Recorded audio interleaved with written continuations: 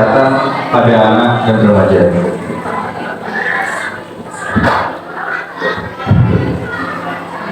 Oke, jadi untuk masa anak-anak itu, kenapa sih disebut masa anak-anak? Masa anak-anak itu dimulai dari usia prasekolah, yaitu ketika usia 60 sampai 84 bulan hingga anak berusia sekolah dari 7 hingga 10 tahun. Sementara itu untuk masa remaja itu saat anak berusia lebih dari 10 tahun hingga sebelum usia 18 tahun. Nah, untuk kesehatan pada masa anak dan remaja sendiri itu sangat penting karena dia akan berpengaruh pada perkembangan dan terkait fisik dan mentalnya yang akan dirasakan di saat dewasa. Nah, untuk cara atau apa aja yang bisa dilakukan untuk mewujudkan kesehatan pada anak dan remaja itu terdiri dari yang pertama, pemberian nutrisi yang baik dan cukup. Nah, pemberian nutrisi yang baik dan cukup itu seperti apa?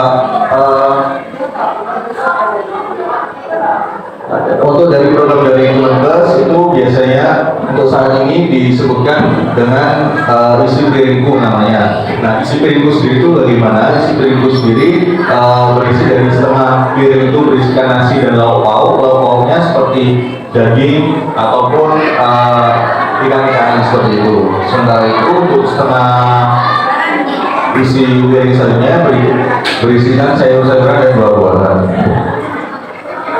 Setelah pemberian nutrisi yang baik dan cukup pada anak-anak kita, selanjutnya yang bisa dilakukan yaitu memantau tumbuh kembang. Nah, memantau tumbuh kembang itu apa?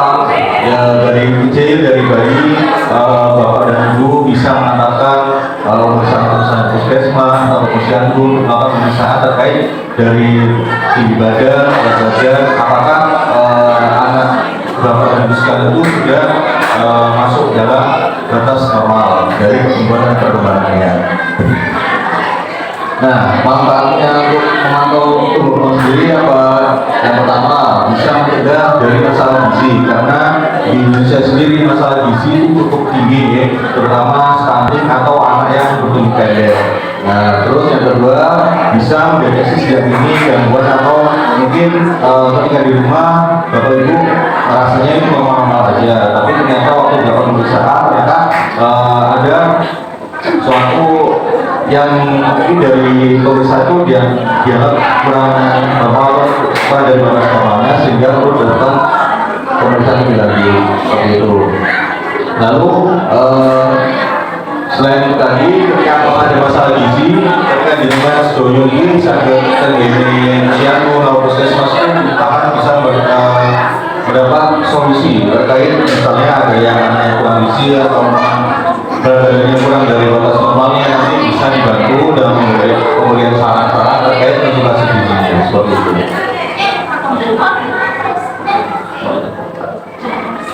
Nah, setelah melakukan pemburuan kembang, selanjutnya itu lingkungan yang baik dan aman. Lingkungan yang baik dan aman seperti apa? Misalnya anak kecil ketika berada di lingkungan ada orang tua yang merokok atau saudara yang merokok, itu lebih baik dihindarkan terlebih dahulu. Karena apa? Karena asap rokok jelas berbahaya. Bukan hanya bagi anak, bagi orang tua juga pasti berbahaya. Lalu yang kedua, anak itu mempunyai memori. Dia ketika kecil dia pasti punya ingatan untuk di kemudian hari. Jadi maka dari itu sebisa mungkin kita sebagai orang dewasa harus bisa menciptakan lingkungan baik dan aman bagi tumbuh kembang anak kita. Karena biar nanti di kemudian hari anak-anak enggak kayak misalnya ada merokok dari kecil dia merokok, sehingga orang tua merokok terus dekat. Nah pasti dia nanti di suatu ketika masa remaja, masa agak dewasa sedikit, kita kayak memori itulah yang terbentuk dari anak kecil. Maka dari itu, agar memori yang baik itu terbentuk di anak kita, dan saran dari saya lebih baik untuk yang seperti merokok, hal-hal yang kurang baik seperti itu dijauhkan terlebih dahulu atau menghindar sementara seperti itu.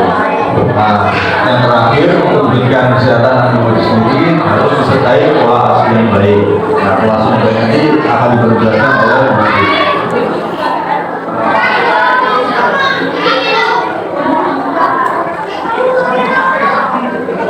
Nah, masalah kesehatan anak dan remaja itu apa aja? Ada beberapa masalah yang di sini saya rangkum yang memang untuk saat ini banyak sekali terjadi di pada anak dan remaja. Yang pertama adanya stunting. Nah, stunting di sini di mana ketika anak bapak dan ibu tidak mencapai batas tinggi atau batas normal dari yang sudah ditetapkan oleh Kementerian Kesehatan Republik Indonesia. Yang mana berarti ketika anak mencapai stunting berarti dia kurang gizi atau makanannya tidak tercukupi. Yang jauh kayak makanannya mungkin ada untuk biasanya orang tua yang sekarang ya mager atau ribet ya, mungkin ada yang sibuk kerja atau gimana, akhirnya beli makanan yang saji, nugget, sosis kayak gitu. Nah, dari nugget, sosis kayak gitu itu kan tidak ada gizi yang tercukupi. Padahal anak-anak itu untuk tumbuh kembang perlu sayur-sayuran, buah-buahan, protein nabati. Maka dari itu agar anak-anak kita tidak sampai menjadi stunting itu harus disertai dengan gizi yang cukup untuk pemberian makanannya. Nah, yang kedua, nah ini untuk status gizi balita di Indonesia. Berarti kan untuk secara persentasenya yang tinggi 21% untuk di tahun 2012. Di mana berarti untuk kesadaran dari orang tua di Indonesia mengenai gizi anaknya itu cukup rendah. Selain itu, selain stunting ada juga obesitas atau overweight. Nah, obesitas kalau terjadi pada itu mungkin anaknya kelihatan lucu, ada gemoy, intinya gembul kayak gitu. Padahal itu nggak baik untuk tumbuh kembang juga. Kenapa? Karena berbagai macam penyakit itu bisa dimulai dari saat kecil. Ketika di kemudian hari anak masih seperti itu sampai remaja pun ketika dia masuk obesitas, otomatis selain pola makannya jelek, dia sering makan goreng-gorengan, makan tempat saji segala macamnya itu. Ketika dia dewasa, otomatis nanti akan tumbuhnya kolesterol, darah tinggi, sakit jantung, kencing manis seperti itu. Maka dari itu semua itu penyakit-penyakit tersebut namanya penyakit yang keluar, namun yang penyakit tersebut bisa dicegah dan bisa untuk dibantu dari sejak kecil. Dia tidak jadi penyakit seperti itu.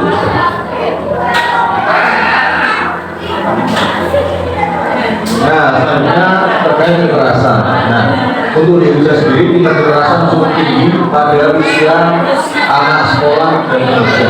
Di sini data yang saya dapat dari Badan Statistik untuk korban kekerasan sendiri di usia paling banyak di usia 13 tahun hingga 17 tahun. Itu berasal dari usia remaja dari SMP sampai SMA. Nah, untuk anak SD sendiri juga lumayan tinggi ya, dari usia 6 hingga 12 tahun itu ada sekitar 6.123 kasus di tahun 2023 kemarin. Nah, makanya tadi sudah saya sebutkan untuk lingkungan yang baik dan aman tadi, contohnya ya bisa menghindari kekerasan seperti ini. Karena berdasarkan tempatnya, kekerasan itu paling banyak terjadi di lingkungan keluarga. Mungkin jauh dari bapak ibu sekalian, mungkin untuk zaman dulu mungkin ya saya juga merasakan mungkin zaman dulu cara di lingkungan kita, orang tua kita dengan zaman kita cara di sekarang masih berbeda. Mungkin kalau dahulu gampang main taman, gampang berinteraksi membuat anak masa depan gimana. Nah, hal itu untuk saat ini sudah harus berubah karena hal seperti itu akan menyebabkan trauma untuk anak di kemudian hari kemudian dewasa. Karena tadi kembali lagi sudah saya sebutkan lagi, ketika anak kecil itu dia pasti punya memori itu ketika dia ada trauma atau yang buat dia merasa sakit hati, nanti dia pasti akan ingat sampai dewasa. Nah, selain itu kejadian kekerasan juga biasanya terjadi di lingkungan sekolah. Di lingkungan sekolah mungkin ada teman-temannya yang bisa yang bercandaan, tapi ternyata kejadiannya berlebihan. Nah, mungkin ketika seperti itu ibu-ibu juga bisa saling koordinasi dengan sekolah. Seperti yang tadi Pak Ais sampaikan tadi, harus ada sinergi antara orang tua dan sekolah terkait perkembangan dan pertumbuhan anak-anak di sekolah. Seperti itu. Jadi tidak ya misalnya ada laporan di mana jangan langsung marah-marah sekolah atau jangan langsung marah gimana. Nah, jangan coba berbicara dulu, proses dulu di mana dari sekolah, di mana dari anaknya gimana. Jadi untuk menciptakan hubungan yang baik antara kedua belah pihak biar dua-duanya tersolusi. Misalnya mungkin ada anak yang jadinya kelewatan, nah sekarang dia kelewatan kan pasti harus diberikan ekstra perhatian karena mungkin dia saat hidupnya kurang perhatian atau gimana, karena biasanya anak-anak yang memang jadinya kelewatan itu dia murni untuk mencari perhatian terhadap orang lain, terutama orang yang lebih dewasa seperti itu. Nah, lalu selanjutnya ada kecelakaan lalu lintas. Biasanya untuk yang seru di kampung-kampung biasanya kelas 5, kelas 6 sudah diperbolehkan naik sepeda motor sendiri. Padahal untuk secara undang-undang sendiri anak tidak boleh mengemudikan kendaraan bermotor anak remaja karena dia belum berusia 17 tahun. Kenapa? Batas minimal menggunakan SIM 17 tahun karena anak ketika di bawah 17 tahun itu masih belum siap secara mental, secara fisik. Ketika misalnya dia ada orang yang bukan, dia pasti pengen ngerasain, aku pengen nyari, aku pengen ngejar orang itu seperti itu. Padahal ketika dia seperti itu, ketika dia membutuhkan, dia nggak bisa menguasai keadaan kendaraannya, dia pasti jatuh kecelakaan. Dan angka kejadiannya sendiri untuk usia kurang dari 17 tahun itu sebanyak 14% untuk di tahun 2023, yang mana itu cukup banyak. Jadi karena dan pada usia dan di saat sekarang ini berdasarkan data dari Badan Statistik ya, untuk Indonesia, penduduk Indonesia 20% itu kebanyakan anak dan remaja. Nah, apabila anak remaja kita sampai terjadi kecelakaan seperti ini, otomatis kan itu emang masa depannya masih panjang. Maka dari itu Bapak Ibu bisa lebih bijak lagi dan memberikan izin kepada anak-anaknya untuk mengendarai kendaraan bermotor. Nah, selanjutnya merokok. Ini masalah yang paling sering juga saya kecelakaan tadi juga. Jadi merokok biasanya mungkin dari dulu ada bapak aku sih rokok kelas 5 SD sampai saat 3 itu gak pasti sih dulu berarti. Nah, sementara anak itu biru merokokan, padahal hal tersebut nggak bisa jadi acuan untuk digunakan anaknya pada saat ini, karena hal tersebut cukup beresiko karena jangan sudah mesti ngetos merokok resiko gimana, infeksi paru-paru, kematian dan bahkan segalanya itu yang sudah terus dibungkus rokoknya seperti itu. Maka dari itu untuk Bapak Ibu sekalian, ketika mungkin anaknya nanti sudah masuk remaja, kelas 5, kelas 6, sudah masuk SMP, sebisa mungkin dengan kalau misalnya memang anak kan itu biasanya itu sering mengeksplor atau ingin tahu. Jadi ketika dia ingin tahu, dia kan bisa menjelaskan misalnya bahaya rokoknya gimana, isinya apa-apa, ya kan juga harus tahu. Kenapa? Karena kalau misalnya nggak dikasih tahu, akhirnya anak-anak ini akan coba sendiri, terus akhirnya jadi kecanduan dan sampai di kemudian hari seperti itu. Nah, selain merokok di Batam sekarang ada tren namanya rokok elektrik atau vape. Nah, vape sendiri untuk di Jawa Timur tahun 2022 sebanyak 3,5% pada anak usia 5 tahun ke atas itu sudah bisa vape, atau di bawah usia 15 tahun kita bisa vape. Padahal untuk penggunaan rokok elektrik itu pasti dibatasi dengan batas usia lebih dari 21 tahun seperti itu. Nah, selanjutnya juga untuk presentasi kehamilan usia dini. Di sini dijelaskan untuk masalah selanjutnya juga pada umur 15 ke 17 tahun 2022 sebanyak 16% dari seluruh penduduk di Indonesia yang hamil di usia seperti itu. Padahal untuk usia kehamilan yang baik itu adalah usia 20 tahun hingga 35 tahun. Jadi kalau misalnya nanti anak-anak ibu, bapak ibu dan remaja harus juga dikenalkan untuk bahaya-bahaya pacaran. Oke lah pacaran keluar berduaan kemana nggak tahu sarannya, nanti takutnya seperti itu menjadi efek samping yang berlanjutan. Karena ketika ada orang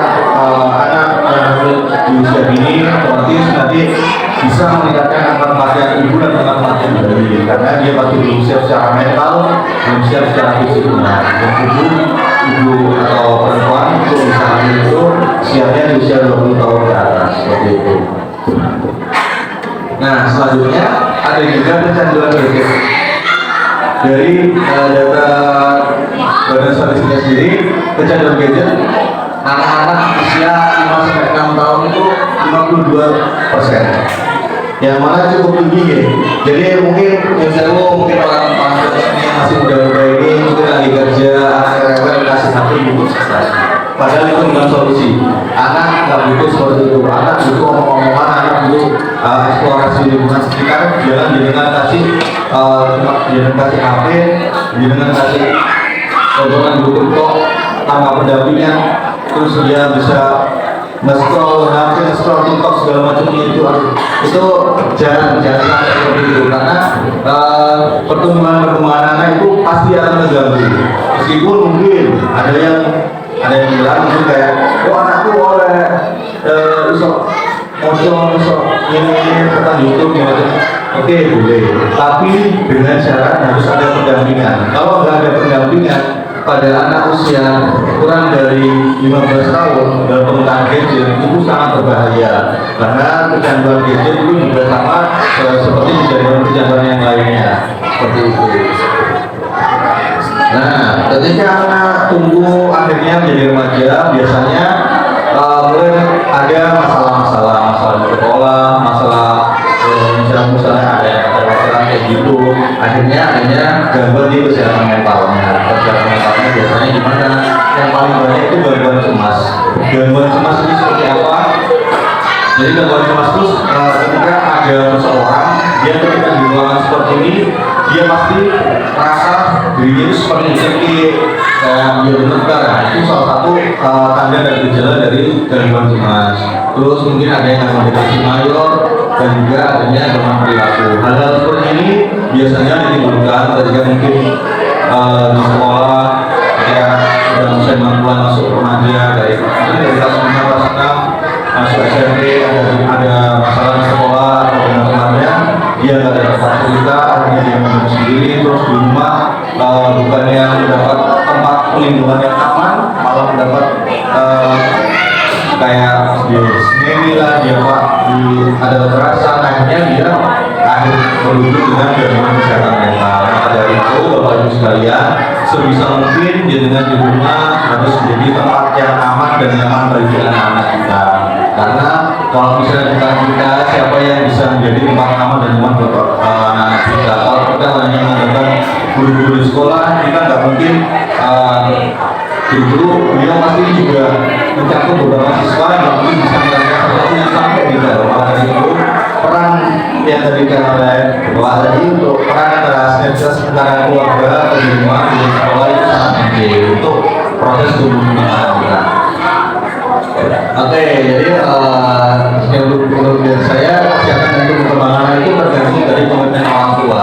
Ketika memang orang tua yang berkomitmen tidak mempunyai niatan untuk anaknya bertumbuh dan berkembang, berarti Anda sudah salah untuk menjadi orang tua karena anak tidak pernah tahu dilahirkan dari rahim siapa dan anak tidak bisa memilih dari orang tua siapa. Mungkin sekian dari saya dan juga Assalamualaikum warahmatullahi wabarakatuh.